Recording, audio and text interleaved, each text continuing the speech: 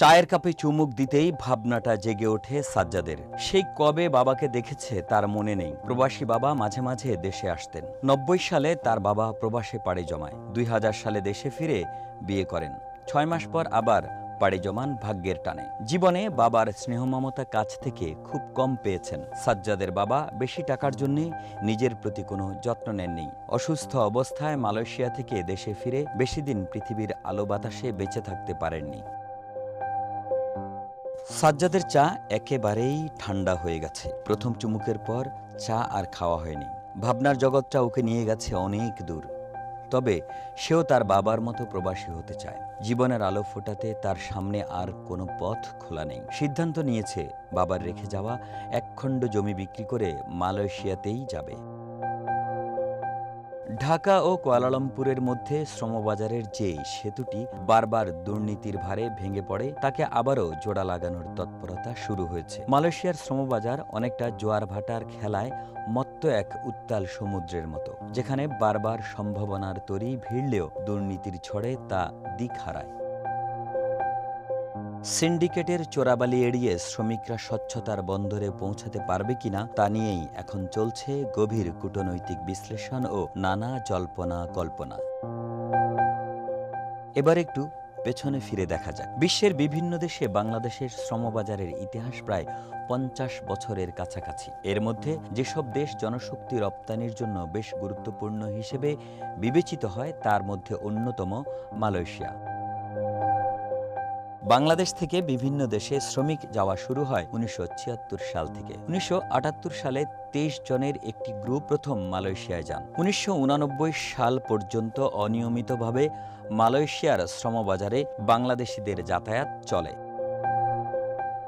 তবে ১৯৯০ সাল থেকে ২০২৩ সাল পর্যন্ত ধারাবাহিকভাবে এই দেশের বাজারে বাংলাদেশি শ্রমিকদের যাত্রা বৃদ্ধি পায়। মালয়েশিয়ার সাথে বাংলাদেশের কর্মী নিয়োগের বিষয়ে ১৯৯২ সালে প্রথম আনুষ্ঠানিক চুক্তির পর বেশ কয়েক বছর ভালোই চলছিল শ্রমবাজার। মালয়েশিয়াতে বাংলাদেশের শ্রমবাজার বিকশিত হলেও বিভিন্ন সময় নানা কারণে তা বন্ধ হয়। দেশটিতে এ পর্যন্ত শ্রমিক গিয়েছে ১৪.৫ লাখেরও বেশি। বাংলাদেশে গত ফেব্রুয়ারিতে বিএনপি সরকার ক্ষমতায় আসার পর প্রধানমন্ত্রী তারেক রহমানের প্রথম বিদেশ সফরে মালয়েশিয়ায় সবচেয়ে বেশি গুরুত্ব পেয়েছিল শ্রমবাজার খুলে দেওয়ার প্রসঙ্গ। মালয়েশিয়ার শ্রমবাজারে বিদেশি কর্মী নিয়োগের প্রক্রিয়া সম্পর্কে একটি নির্দেশনা জারি করেছে দেশটির মানব সম্পদ মন্ত্রণালয়। কর্মী নিয়োগ দেওয়ার ক্ষেত্রে এসব নির্দেশনা মেনে চলতে হবে প্রতিষ্ঠানগুলোকে। বিদেশি কর্মী নিয়োগের জন্য বাংলাদেশের ২৫টি রিক্রুটিং এজেন্সি ও বাংলাদেশে স্বাস্থ্য পরীক্ষার জন্য ৪০টির বেশি মেডিকেল সেন্টারের তালিকা প্রকাশ করেছিল দেশটির সরকার অনুমোদিত কর্তৃপক্ষ।